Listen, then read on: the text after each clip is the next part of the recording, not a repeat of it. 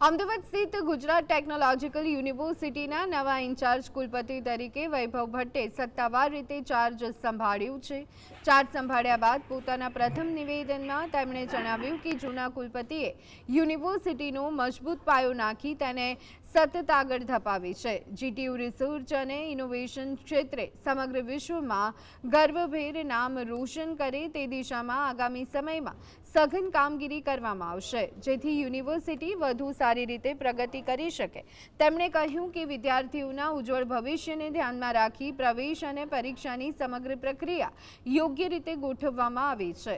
આ વ્યવસ્થાનો મુખ્ય ઉદ્દેશ એ છે કે જીટીયુના દરેક વિદ્યાર્થી ફ્યુચર રેડી બને અને અભ્યાસ પૂર્ણ કર્યા બાદ સફળતાપૂર્વક પોતાનું નવું સ્ટાર્ટઅપ શરૂ કરી શકે।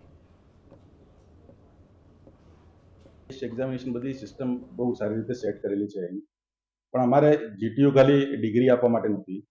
જીટીયુ વિદ્યાર્થીઓને એવી રીતનું સેટ કરે છે કે વિદ્યાર્થી સ્કિલ ઓરિએન્ટેડ રહે, ઇન્ડસ્ટ્રી રેડી રહે અને ફ્યુચર રેડી રહે। એટલે અહીંથી વિદ્યાર્થી નીકળે જીટીયુમાંથી એટલે ડાયરેક્ટલી એ ઇન્ડસ્ટ્રીમાં જઈ શકે, સારી જગ્યાએ જઈ શકે અને પોતાનું સ્ટાર્ટઅપ ચાલુ કરી શકે, એટલે કશે અટકાય નહીં, એવી રીતનું આખી સિસ્ટમ સેટ કરી છે।